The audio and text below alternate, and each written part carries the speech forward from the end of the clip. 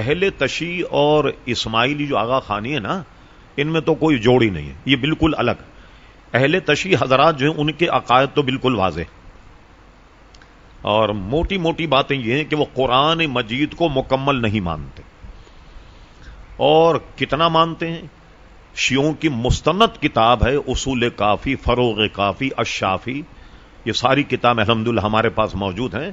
اصول کافی میں یہ روایت ہے حضرت ابو عبداللہ، یہ کنیت ہے حضرت امام جعفر صادق رضی اللہ عنہ کی، تو وہ حضرت امام جعفر رضی اللہ عنہ سے منسوب کر کے یہ حدیث بیان کرتے کہ حضرت امام جعفر صادق نے فرمایا کہ ہمارے نانا جان یعنی نبی کریم علیہ السلام پر جو قرآن نازل ہوا اس میں 17,000 آیتیں تھیں۔ آپ کیلکولیٹ کریں، آپ جو قرآن ہمارے پاس ہے اس میں 6,666 آیتیں، اب 17,000 آیتیں اگر لی جائیں تو 80-85 پارے بنتے ہیں۔ اس کا مطلب یہ کہ موجودہ قرآن میں کہ تقریباً 55 پارے غائب، وہ آدمی کیسے مسلمان ہوگا؟ اسی جگہ یہ باب میں یہ حدیث بھی موجود ان کی، حضرت امام جعفر فرما یہ جب سورت نازل ہوئی لإیلاف قریش ایلافہم رحلۃ الشتاء والصیف، اس میں 80 قریشیوں کے نام تھے جو بعد میں نکال دیے گئے۔ تو اب جب قرآن مجید ہی کو مکمل نہ مانے تو وہ کیا ہوگا؟ پھر قرآن کا انکار تو یہ قرآن اس آیت کا بھی انکار ہے، قرآن مجید فرقان حمید کی آیت انا نحن نزلنا الذکر وانا لہ لحافظون، اس قرآن کے اتارنے والے ہم ہیں اور اس کے محافظ بھی ہم ہیں۔ سمجھ گئے کہ اس کی حفاظت جب خدا کرے، اللہ تعالیٰ کرے، کیا اس میں کوئی رد و بدل ہو سکتا ہے؟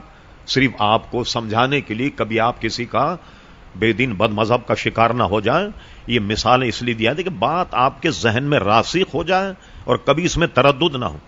ایک مرتبہ شیعہ اور سنی میں مناظرہ ہوا، شیعہ کہتا تھا کہ قرآن مجید جو ہے اس میں گھپلا ہوا، سنی کہتا تھا کہ نہیں قرآن مجید مکمل۔ تو مناظرے میں کیا ہوتا ہے کہ ایک آدمی پہلے تقریر کر کے اپنے دلائل بیان کرتا ہے، پھر وہ خاموش ہو جائے، 10-15 منٹ جو مذاکرے کے صدور ہوتے ہیں وہ طے کرتے ہیں کیا شرائط، پھر اتنی منٹ دوسرا مقرر تقریر کر کے اس کے سوالوں کا جواب دیتا ہے۔ جب شیعہ مناظر نے تقریر کی کہ قرآن مکمل نہیں ہے، جب وہ بول چکا، جب سنی عالم دین کی باری آئی، اس نے جان کر کے کہا الحمدللہ رب العالمین، رب العالمین۔ شیعہ مناظر نے اعتراض کیا، کہنے سنیو تم کیسا مناظر ہے، تو بالکل جاہل لگتا، الحمدللہ رب العالمین کو رب العالمین پڑھ رہا۔ مناظر نے سب سن لیا مگر جان کر کے اللہ الحمدللہ ہے رب العالمین، رب العالمین، رب العالمین۔ ایک ہنگامہ کھڑا ہو گیا، خود سنی بھی کہنے لگے بھائی تم کو کیا ہو گیا، غلط آیت پڑھ رہے ہو۔ جب خوب ہنگامہ ہوا تو اس نے جان کر کے پھر دیکھا ارے یہ ہنگامہ کیسا ہے، انہوں نے کہا جی ہنگامہ کیسا، آپ نے قرآن کی آیت غلط پڑھی، الحمدللہ رب العالمین، آپ نے رب العالمین پڑھا۔ کہنے لگے یہ تو میں پوچھنا چاہتا تھا، ایک زبر کو زیر پڑھ دیا، اتنا ہنگامہ، وہ کمبت 40 پارے غائب ہوئی، کوئی ہنگامہ نہیں ہوا؟ بتائیے کوئی ہنگامہ ہوا امت میں کہ اتنے پارے غائب ہو گئے، اتنے پارے کم ہو گئے اور کوئی ہنگامہ امت میں نہیں ہوا؟ تو اس کا مطلب یہ کہ مد مقابل کا جو دلائل ہیں یا باتیں تاری عنکبوت ہیں، مکڑی کے جال سے بھی زیادہ کمزور ہیں۔ اور یہ تو اللہ کی مہربانی، حضرت حذیفہ ابن یمان کی ایما پر جب قرآن مجید فرقان حمید دور عثمانی میں جمع ہوا، پورا اس کا ایک طریقہ کار تھا۔ حضرت زید بن ثابت جو ہیں وہ سرشتہ دار تھے، اس سرشتہ یعنی بورڈ جو ہے اس کے وہ چیئرمین، اس کے سربراہ، سب سے آیتیں سنی جاتی، ایک ایک گواہ لیا جاتا، اور جب قرآن مجید فرقان حمید پورا تیار ہو گیا، پوری جماعت صحابہ کرام نے اس پر اجماع کیا۔ یہ اللہ تبارک و تعالیٰ کے راز اللہ جانتا۔ آپ نے دیکھیں کہ حضرت عثمان غنی کے زمانے میں قرآن جمع ہو، حضرت عثمان غنی کے زمانے کے بعد حضرت علی کا دور آیا، ایک عرصے تک وہ امیر المومنین رہے۔ اگر قرآن میں کوئی گھپلا ہوتا حضرت علی نے درست کیوں نہیں کیا؟ یہ جواب شیعوں کے ذمہ، کیوں نہیں درست کیا؟ بھائی حضرت علی اپنا قرآن لے کے آتے کہ اصل قرآن تو یہ تو بیاض عثمانی، اس کو کہتے ہیں حضرت عثمان کی کتاب، بیاض عثمانی ہے قرآن مجید فرقان ہے۔ پھر دیکھیے خدا کا کرنا، حضرت علی کے شہادت کے بعد 6 مہینے امام حسن خلیفہ رہے، وہ کم سے کم صحیح نوک پلک کر دیتے قرآن مجید فرقان حمید۔ یہ حضرت عثمان غنی رضی اللہ عنہ، یہ اچھا ہوا بات آ گئی، گزشتہ جمعرات کو تھی 18 تاریخ، 18 تاریخ کو آپ کی شہادت ہوئی، اور یہ آپ کی شہادت کا مہینہ بھی. یہ بہت بڑا کارنامہ حضرت عثمان غنی کا ہے کہ قرآن مجید کو ایک جگہ جمع کرنے کے بعد اور رہتی دنیا تک آنے والے جتنے اختلافات ہیں ان سب کو حضرت عثمان غنی نے ختم کر دیا.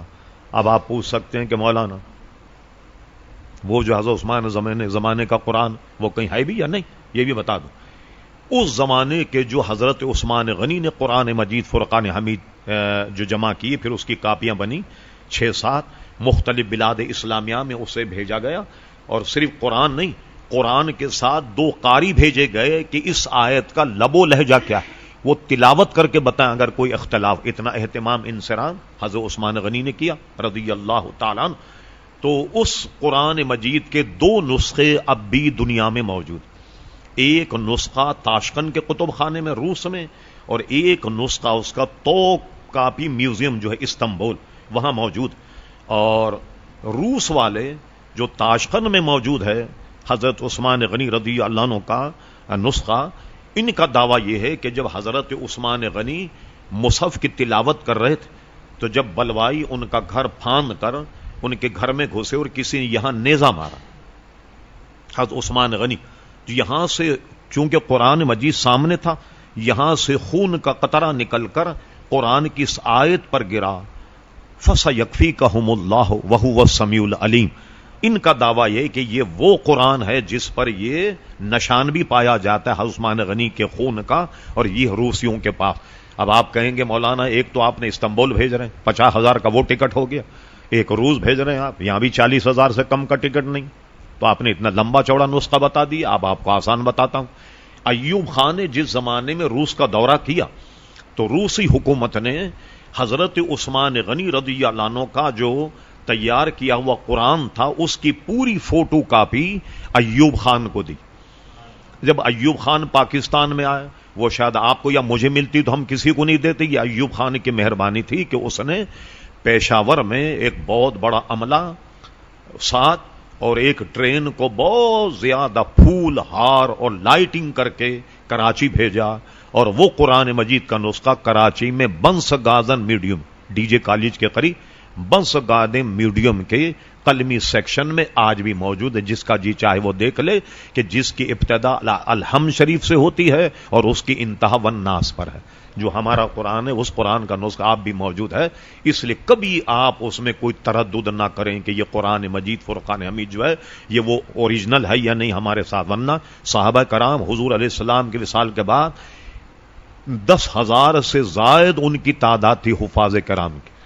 2 دفعے جمع ہوا. ایک تو جنگ یمامہ کے بعد جب مسلمہ کذاب نے نبوت کا دعویٰ کیا، اس کو مارنے کے بعد پھر جمع ہوا، اور اس کے بعد میں دور عثمان غنی رضی اللہ عنہ میں جمع ہوا. تو ہمارا مقدمہ تو اتنا مضبوط ہے. کیا بات پوچھی گئی تھی شروع میں؟ ہاں ایک تو یہ شیعوں کا تو یہ مذہب. آغا خانی جو ہیں وہ کسی نہ کتاب کو مانتے نہ وحی کو مانتے ہیں نہ کسی نبی کو مانتے ہیں. آپ کو تعجب ہوگا، ایک مرتبہ ہیوسٹن جب میں جاتا ہوں امریکہ تو ایک ریڈیو اسٹیشن پر میں بیٹھتا ہوں 2 گھنٹے 3 گھنٹے. پورے شہر کے لوگ ٹیلی فون پر مجھ سے سوالات کرتے، میں ڈٹ کر جواب دیتا ہوں. وہ ریڈیو اسٹیشن والے ایسے ہیں، بنیادی طور پر کراچی کے رہنے والے، ذاتی طور پر مجھے اور ان کے میں سارے خاندان کو جانتا ہوں. وہ وقت پورا میرے لیے ہوتا، یہاں تک کہ خبریں کتنی اہم چیز ہوتی ہے خبروں کو ہی مؤخر کر دیتا. بھائی شاہ صاحب بیٹھے سوالوں کا جواب. کسی نے مجھ سے پوچھ لیا صاحب آغا خانیوں کی نماز کے متعلق کیا، کیسے نماز پڑھ؟ میں نے کہا ان کی کوئی نماز کی کتاب ہی نہیں. جب ان کی نماز کی کوئی کتاب ہی نہیں ہے، جب وہ نماز ہی نہیں پڑھتے تو میں آپ کو کیسے بتاؤں کہ بھائی وہ نماز کس طریقے سے پڑھتے ہیں. بڑا اعتراض ہوا کہ بھائی یہ کہہ دیا وہ کہہ. میں نے کہا میں تو ابھی ہوں 6-8 دن ہیوسٹن میں، کوئی نماز کی کتاب ہو تو آپ لا کر کے مجھے دکھا دیجیے، لے آئیے آپ. پھر ایک مرتبہ آغا خانیوں نے مجھے مدعو کیا. شاید یہاں مدعو کرتے تو نہیں جاتا میں. جب مذاکرے اور معاملات ہوئے تو آغا خانیوں نے کہا بھائی ہم آپ کو مدعو کرتے ہیں لیکن اس میں شرط یہ ہے کہ سوائے آغا خانیوں کے کوئی نہیں ہوگا. میں نے کہا ٹھیک چلیے ہمارے سوالوں کا جواب دے. اگر میں یہ سوچتا کہ آغا خانی میں تو نہیں جاؤں، یہ میری پسپائی تھی کہ گویا کوئی اسلامی اسکالر پاکستان سے آیا وہ ہمارا جواب نہیں دے پا رہا اور راہ فرار اختیار کر رہا. میں نے کہا ٹھیک ہم آئیں. پہنچ گئے جناب ہم جو سوالات انہوں نے کیے سارے مکمل ہم نے جوابات دیے. جو آغا خانی لیڈر تھا وہاں کا، اس نے کھڑے ہو کر کہا کہ مولانا ساری باتیں آپ کی صحیح ہیں، اگر آپ ہمارے اسماعیل کو جو امام مانتے، کل ہم نے آپ کی تقریر سنی تو آپ نے وہاں 4 اماموں کا نام لیا، تو 5واں امام اگر آپ امام اسماعیل کو مان لیں، ہمارا آپ کا جھگڑا ختم ہو جائے. اب میں ان کو کہتا ہوں تو بے ایمان تھا، تو بے وقوف تھا، تم لوگ تو سارے گدھے، تم لوگ تو کچھ نہیں جانتے، بات تو خراب ہو جاتی. تو وہاں آدمی کو قابو رکھنا ہوتا. پھر ہم نے کہا کہ ٹھیک ہے چلیے اس پہ غور کر لیتے ہیں، بیٹھے آپ سامنے. جو 4 امام ہم نے آپ کو بتائے، انہوں نے بچے کے پیدا ہونے سے قبر میں جانے تک کا پورا ضابطہ اور پورا جناب زندگی کا نظام دیا. ٹھیک، آپ آئیے، آپ کا امام جو اسماعیل ہے اس نے آپ کو کیا دیا، لائیے آپ، میں بیٹھا ہوا ہوں، لائیے کتابیں کہ میں سالوں کے زکوٰۃ کیسے دے، آدمی نماز کیسے پڑھے، حج کس طریقے سے، اس کے مسائل کیا ہیں، زندگی گزارنے مسائل کیا ہیں، کوئی آدمی مر جائے تو ترکے میں باپ کو کیا ملے گا، ماں کو کیا ملے گا، کوئی ہے نظام آپ کے پاس؟ وہ لاجواب ہو گیا. اب جب میں نے کہا آپ کے امام کے پاس کوئی نظام ہی نہیں، تو آپ بغیر نظام کے ہمیں کہتے ہو کہ ہمارے بھی امام کو مان لیا جائے؟ سب کے سب لاجواب ہو گئے. جب انہوں نے کھانا وغیرہ رکھا تو ظاہر ہے کہ میں نے کھانا نہیں کھایا، اس لیے کہ باہر گوشت جو ہے وہ مشتبہ ہوتا ہے، اور گوشت کا مسئلہ یہ ہے کہ جب وہ حلال ہونے کے باوجود بھی غیر مسلم کے ہاتھ میں چلا جائے اور مسلمان کی نظر سے اوجھل ہو جائے، وہ گوشت حلال ہی نہیں ہوتا. تو ان کے لیڈر بہت بیچارے پریشان، جی ہم نے تو اتنا اہتمام کیا. میں نے کہا بے فکر رہیے، وہ دہی رکھا ہوا تھا، رائتا، آدمی کو زندہ رہنے کی ایک روٹی کی ضرورت ہوتی ہے، میں نے رائتا سے روٹی کھا لی. لیکن ان کو پسپا کر دیا میں نے کہ وہ سمجھیں شاید ہمارے سوالوں کو جواب نہیں دے پایا. تو اس کا اثر یہ ہوا ہمارے تقریباً 14-15 سال سے جانے میں.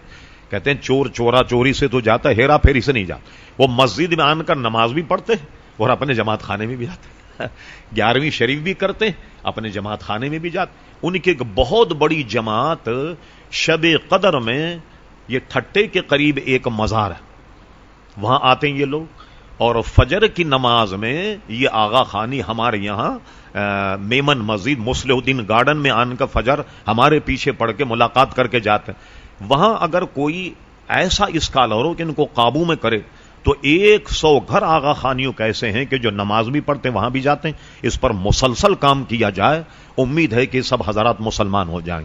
ہمارے پاس تو اتنا وقت نہیں ہوتا ہم سال بھر کسی شہر میں گزاریں. آپ جانتے ہیں کراچی یہاں کی مصروفیات، جتنا وقت ہوتا ہے صرف 1 ہفتے 2 ہفتے کا وہ گزار کر پھر کسی دوسرے شہر جاتے. تو ان کا مذہب کا تو کوئی نام و نشان ہی نہیں، نہ کوئی عبادت کا طریقہ، کچھ نہیں. آغا خان کی فوٹو لگی ہوئی، سارے لوگ اپنے گھر سے کھانے لے کر کے آتے ہیں اور بس اس کو فوٹو کو سلام کر کے سب جناب کھانا پینا کھا کر کے گھر چلے جاتے ہیں. یہ ان کا مذہب ہے.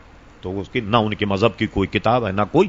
البتہ ایک آغا خانی جو بعد میں کنورٹ ہوا، اس نے پھر ان کی پول کھول کر کے پھر سارا کچھ لکھا ہے. وہ کتاب ہمارے پاس موجود ہے کہ وہ آغا خانیوں کا مذہب کیا ہے. کوئی مذہب نہیں، نہ قرآن کو مانے، نہ سنت کو مانے، نہ دین کو مانے، وہ کوئی مذہبی لوگ نہیں ہے.